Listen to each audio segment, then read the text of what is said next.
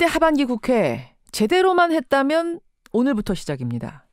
정세균 국회의장과 부의장단 어제로 임기를 마치면서 오늘부터는 새 국회의장 체제로 하반기 국회가 시작되는 게 정상이죠.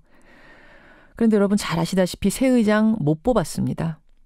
이유는 지금 민주당이 118석, 한국당이 113석, 고작 5석 차이인데 재보궐선거 치르고 나면 원내 일당이 바뀔 수도 있지 않느냐. 6.13 선거 치른 후에 의장 결정해야 된다. 이런 거였습니다. 그래서 공석입니다. 국회의장단이 공석이라는 건요. 본회의도 못 열고 표결도 못 한다는 얘기입니다. 그래서 민주당에서는 어제 국회의장 임기 마지막 날에 권성동 의원 체포동의안은 표결에 좀 붙이자. 이렇게 얘기했는데 결국 안 됐습니다. 그러더니 한국당은 6월 임시국회를 열자고 제안을 합니다. 할 일이 많다. 늘 열던 거니 6월 임시국회 열자. 이렇게 제안을 한 건데요. 이 말을 듣고 어제 이분이 화를 굉장히 많이 내시더군요. 만나보겠습니다. 더불어민주당 홍영표 원내대표 연결해보죠. 홍 원내대표님 안녕하세요. 네, 안녕하십니까. 홍영표입니다. 국회 상황 팩트부터 좀 체크해보겠습니다. 네네. 국회의장은 오늘부터 공석 맞죠? 맞습니다. 이제 국회는 국회의장만 없는 것이 아니라요. 예. 모든 상임위의 위원장까지 임기가 어제로 만료가 됐습니다. 상임위 위원장까지. 네. 국회법에 따르면 24일 국회의장단을 선출하게 되어 있습니다. 그런데 그것을 이제 자유한국당을 비롯해서 야당들이 반대해가지고 국회의장 선출을 못했죠. 그러다 보니까 이제 오늘부터는 사실 국회가 없고요. 외국에서 어떤 의회 지도자가 한국을 방문해도 만나줄 아무도 없습니다. 네. 그런 상태. 그럼 지방선거 끝난 후에 이제 결정하자는 게 야당의 이유였는데 지방선거 끝난 후에도 선출 절차라는 게 있으니까 그것까지 다 계산하면은 언제쯤에 그럼 다들 자리 잡고 취임하고 이렇게 될까요? 이제 6월 6.13 지방선거 이후에 예. 그 선거 결과에 따라서 정계 개편이 있고 예. 자유한국당이 우리가 일당이 돼서 의장을 가져올 수 있다 이런 생각을 하고 있다는 걸 제가 알았습니다. 예. 그래서 그런 계산 때문에 국회법도 어기고 이렇게 국회를 공백 상태로 의도적으로 만든 거죠. 네. 그러니까 6.13 지방선거 끝난 후에 이 뭐 절차 쭉 밟다 보면은 6월은 다 가겠네요. 그렇죠. 뭐 이게 기약이 없습니다. 기약이 지금 자칫 잘못하면 뭐 7월, 8월 뭐 정기국회 때까지 납득하기가 힘든 상황입니다. 이거 네. 잘못하면은 정기국회 9월까지도 갈 수 있다 이렇게. 그러면 네네. 의장단 뽑힐 때까지는 본회의도 못 열고 표결도 못 하고 그런 거예요? 네, 그렇습니다. 아니 근데 의장 직무대행으로 지금 사무총장 그러니까 자동으로 올라가긴 하셨던데 그분이 그런 걸 할 수는 없는 건가요? 원외 인사라서? 그분은 할 수 있는 것이 예. 그 국회를 소집하는 회의를 소집하는 권한 외에는 어떠한 대외적인 활동이라든가 예. 국회의장으로서 직무대행을 할 수가 없습니다. 회의 소집만 할 수 있습니다. 그러면 거군요. 회의 소집을 해서 거기에서 이제 가장 다선 연장자 이분이 그 임시사회를 보면서 이제 국회의장 선거를 하고 그렇게 예. 선출이 되는 거죠. 네. 의장 선거만 할 수 있는 거지. 다른 권한은 하나도 없는 직무대행, 사무총장. 그래서 어제 국회의장 있을 때 권성동 의원 체포동의안 표결해야 된다고 그렇게 주장하신 거군요. 그렇죠. 그 권성동 의원에 대한 체포동의안이 어제까지 표결되지 않으면 예. 뭐 언제 열릴지 모르는 본회의에서 국회의장을 선출하고 그리고 나서 체포동의안을 투표하게 돼 있기 때문에 그렇죠. 지금 자유한국당의 계산으로는 얼마든지 자기들이 시간을 벌어서 할 수 있는 거죠. 네. 아니 근데 그 뭐 이게 72시간 지난다고 체포동의안이 없어지는 게 아니라 이번에 국회법 바뀌면서 언제든지 네. 그게 한 달이 됐든 네. 2달이 됐든 본회의가 열리면 그 첫 번째 본회의에서 무조건 표결을 해야 되는 거잖아요. 맞습니다. 근데도 그게 시간을 그렇게 벌려고 하는 이유가 뭡니까? 없어지는 게 아닌데 체포동의안이? 뭐 나름대로 체포동의안 부결시키는데 이제 기다리는 것이 뭐 좋겠다든지 아니면 검찰의 뭐 수사 상황이라든지 뭐 여러 가지를 고려해서 아마 이렇게 시간을 끄는 것 같습니다. 만약 혹시 홍문종 염동열 의원 때 부결이 되면서 지금 국민 여론이 굉장히 안 좋잖아요. 네. 이런 것도 좀 염두에 둔 걸까요? 시간 벌기가? 네, 사실은 저 자신부터 지난번 부결돼서 너무나 놀랬고, 예. 또 많은 의원들이 국민들의 이런 분노가 이 정도인가 하면서 솔직히 자유한국당을 비롯한 다른 야당에서도 약간은 좀 다른 기류가 감지됩니다. 물론 뭐 최종적으로 어떻게 될지는 모르겠습니다만은 그러다 보니까 아마 적어도 지금 이 소나기는 좀 피해야 되겠다 이런 생각에서 국회를 이렇게 완전히 공백 상태로 만들어버린 것 같습니다. 하하, 그래요. 아무튼 그렇게 해서 어제부로 본회의 열 수 있는 국회는 끝이 났습니다. 그러고 나자 이번에는 한국당이 6월 임시국회를 열자는 거예요. 네. 이유는 남북 북미 정상회담 후속 조치 논의도 해야 되고 20대 국회 후반기 원구성도 해야 되고 드루킹 특검 관련해서도 논의할 게 많으니까 이거를 열어야 된다. 근데 민주당에서 반대하셨어요? 화를 많이 내셨어요? 아니, 그러니까 일단 국회의장을 선출해야 됩니다. 선출하자고 하면 또 안 합니다. 네. 그리고 지금 국회를 소집한다는 것 자체는 어떠한 이유도 찾을 수가 없습니다. 체포 동의안을 방어하기 위한 이 방탄국회 외에는 이해가 되지 않습니다. 그러니까 결국 회기 중에는 국회의원 체포해 갈 수 없도록 한 그 불체포 특권을 살리려고 임시국회를 지금 열자고 하는 게 아닌가. 그 이유 외에는 다른 걸 찾기가 어렵다. 네, 그렇습니다. 결국 그냥 또 꼼수라고 보시는 거군요. 네네. 임시국회를 소집하게 되면 그 날짜를 지정하게 돼 있습니다. 6월 1일 날 2시에 열어달라고. 그래서 제가 어제 이야기한 게 자, 좋다. 그러면 6월 1일 날 본회의 하자. 당신네들이 임시국회 소집을 해서 1일 날 본회의 하자 하니 그랬더니 또 그건 안 하겠답니다. 본회의는 안 열겠다. 네. 그날 6월 1일 날 그럼 본회의를 열어서 의장을 선출하고 바로 체포동의안 처리하면 됩니다. 그날 선출해가지고 아예 처리해버리자. 근데 또 그건 안 한다고 한국당에서 나오는 거예요. 그랬더니 또 이렇게 팔짝 뜁니다. 그거는 또 그날은 안 한다고. 그러니까 이게 말이 아니 지금 자유한국당은요. 북미 정상회담이든 민생이든 아무 것에도 관심이 없습니다.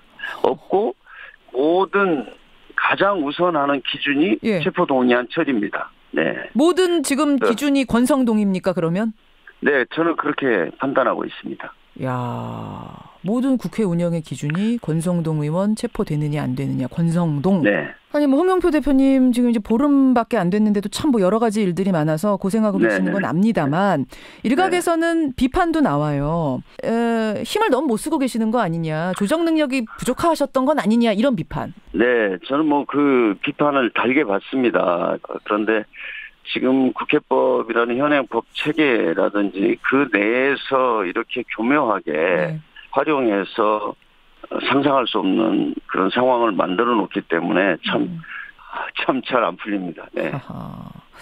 아무튼 임시국회 지금 한국당이 열자고 했는데 재적 의원 4분의 1만 동의하면 무조건 열리긴 열리는 거니까 한국당만으로도 그렇습니다. 열리는 거죠. 소집이 되는 거죠. 네. 다만 이렇게 일방이 국회 열 경우에는 다른 당들이 협조 안 하니까 흐지부지 하다가 아무것도 못하고 그냥 끝나는 게 보통이잖아요. 그렇습니다. 그런 상태입니다, 여러분.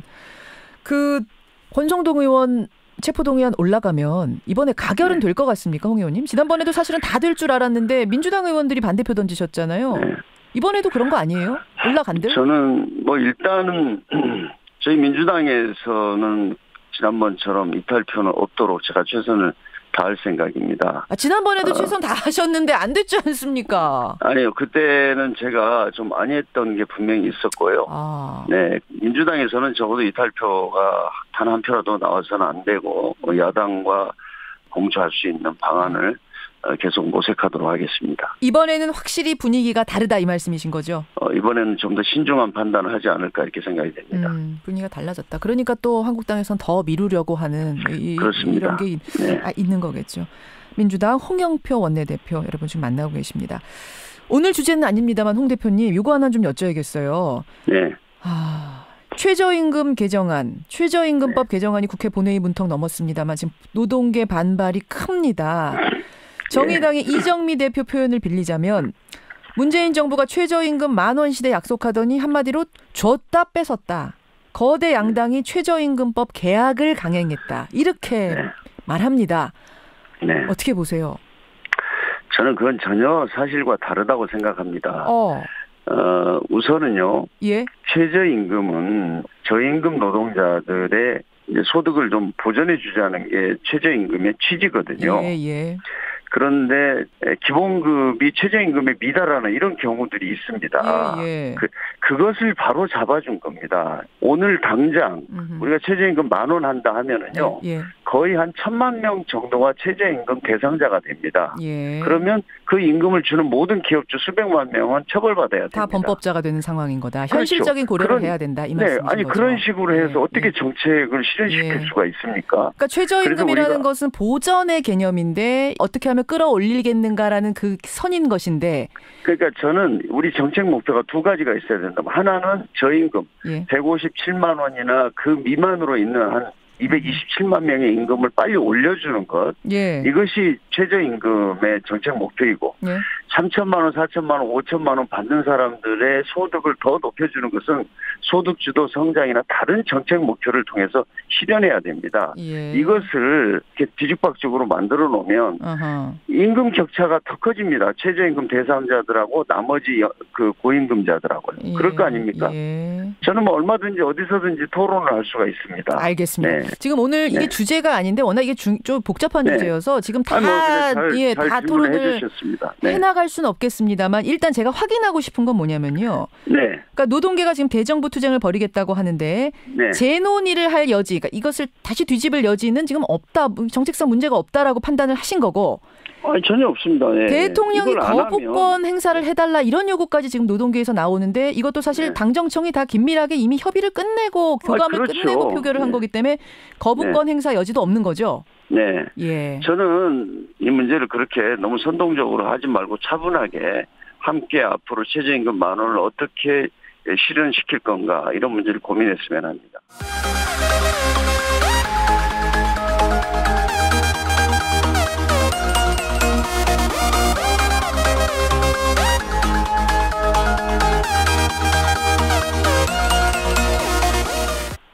만약 혹시 홍문종 염동열 의원 때 부결이 되면서 지금 국민 여론이 굉장히 안 좋잖아요.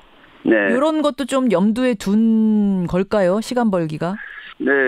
사실은 저 자신부터 지난번 부결돼서 너무나 놀랬고 또 많은 의원들이 국민들의 이런 분노가 이 정도인가 하면서 솔직히 자유한국당을 비롯한 다른 야당에서도 약간은 좀 다른 기류가 감지됩니다. 물론 최종적으로 어떻게 될지는 모르겠습니다만 그러다 보니까 아마 적어도 지금 이 소나기는 좀 피해야 되겠다 이런 생각에서 국회를 이렇게 완전히 공백 상태로 만들어버린 것 같습니다.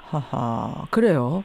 아무튼 그렇게 해서 어제부로 본회의 열 수 있는 국회는 끝이 났습니다. 그러고 나자 이번에는 한국당이 6월 임시국회를 열자는 거예요.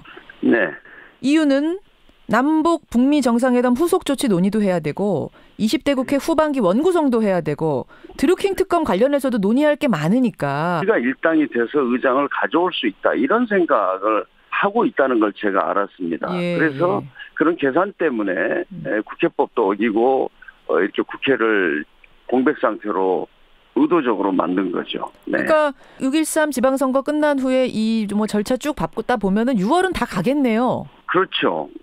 이게 기약이 없습니다. 자칫 잘못하면 7월, 8월, 정기국회 때까지 납득하기가 힘든 상황입니다. 이거 잘못하면은 정기국회 9월까지도 갈 수 있다 이렇게. 그러면 의장단 뽑힐 때까지는 본회의도 못 열고 표결도 못 하고 그런 거예요? 그렇습니다. 근데 의장 직무대행으로 지금 사무총장 자동으로 올라가긴 하셨던데 그분이 그런 걸 할 수는 없는 건가요? 원외 인사라서? 그분은 할 수 있는 것이 국회를 소집하는 회의를 소집하는 권한 외에는 어떠한 대외적인 활동이라든가 국회의장으로서 직무대행을 할 수가 없습니다. 회의 소집만 할 수 있습니다. 그러면 회의 소집을 해서 거기에서 이제 가장 다선 연장자 이분이 임시사회를 보면서 이제 국회의장 선거를 하고 그렇게 선출이 되는 거죠. 의장 선거만 할 수 있는 거지. 다른 권한은 하나도 없는 직무대행, 사무총장. 그래서 어제 국회의장 있을 때 권성동 의원 체포동의안 표결해야 된다고 그렇게 주장하신 거군요. 그렇죠. 권성동 의원에 대한 체포동의안이 어제까지 표결되지 않으면 언제 열릴지 모르는 본회의에서 국회의장을 선출하고 그리고 나서 체포동의안을 투표하게 돼 있기 때문에 지금 자유한국당의 계산으로는 얼마든지 자기들이 시간을 벌어서 할 수 있는 거죠. 네. 아니 근데 이게 72시간 지난다고 체포동의안이 없어지는 게 아니라 이번에 국회법 바뀌면서 언제든지 네. 그게 한 달이 됐든 네. 두 달이 됐든 본회의가 열리면 그 첫 번째 본회의에서 무조건 표결을 해야 되는 거잖아요. 맞습니다. 근데도 그게 시간을 그렇게 벌려고 하는 이유가 뭡니까? 없어지는 게 아닌데 체포동의안이? 뭐 나름대로 체포동의안 부결시키는데 이제 기다리는 것이 뭐 좋겠다든지 아니면 검찰의 뭐 수사 상황이라든지 뭐 여러 가지를 고려해서 아마 이렇게 시간을 끄는 것 같습니다. 그때 하반기 국회 제대로만 했다면 오늘부터 시작입니다. 정세균 국회의장과 부의장단 어제로 임기를 마치면서 오늘부터는 새 국회의장 체제로 하반기 국회가 시작되는 게 정상이죠. 그런데 여러분 잘 아시다시피 새 의장 못 뽑았습니다. 이유는 지금 민주당이 118석, 한국당이 113석, 고작 5석 차이인데 재보궐선거 치르고 나면 원내 일당이 바뀔 수도 있지 않느냐. 6.13 선거 치른 후에 의장 결정해야 된다. 이런 거였습니다. 그래서 공석입니다. 국회의장단이 공석이라는 건요. 본회의도 못 열고 표결도 못 한다는 얘기입니다. 그래서 민주당에서는 어제 국회의장 임기 마지막 날에 권성동 의원 체포동의안은 표결에 좀 붙이자. 이렇게 얘기했는데 결국 안 됐습니다. 그러더니 한국당은 6월 임시국회를 열자고 제안을 합니다. 할 일이 많다. 늘 열던 거니 6월 임시국회 열자. 이렇게 제안을 한 건데요. 이 말을 듣고 어제 이분이 화를 굉장히 많이 내시더군요. 만나보겠습니다. 더불어민주당 홍영표 원내대표 연결해보죠. 홍 원내대표님 안녕하세요. 네, 안녕하십니까. 홍영표입니다. 국회 상황 팩트부터 좀 체크해보겠습니다. 네네. 국회의장은 오늘부터 공석 맞죠? 맞습니다. 이제 국회는 국회의장만 없는 것이 아니라요. 예. 모든 상임위의 위원장까지 임기가 어제로 만료가 됐습니다. 상임위 위원장까지. 네. 국회법에 따르면 24일 국회의장단을 선출하게 돼 있습니다. 그런데 그것을 이제 자유한국당을 비롯해서 야당들이 반대해가지고 국회의장 선출을 못했죠. 그러다 보니까 이제 오늘부터는 사실 국회가 없고요. 외국에서 어떤 의회 지도자가 한국을 방문해도 만나줄 아무도 없습니다. 네. 그런 상태. 그럼 지방선거 끝난 후에 이제 결정하자는 게 야당의 이유였는데 지방선거 끝난 후에도 선출 절차라는 게 있으니까 그것까지 다 계산하면은 언제쯤에 그럼 다들 자리 잡고 취임하고 이렇게 될까요? 이제 6월 6.13 지방선거 이후에 예. 그 선거 결과에 따라서 정계 개편이 있고 예. 자유한국당이 우리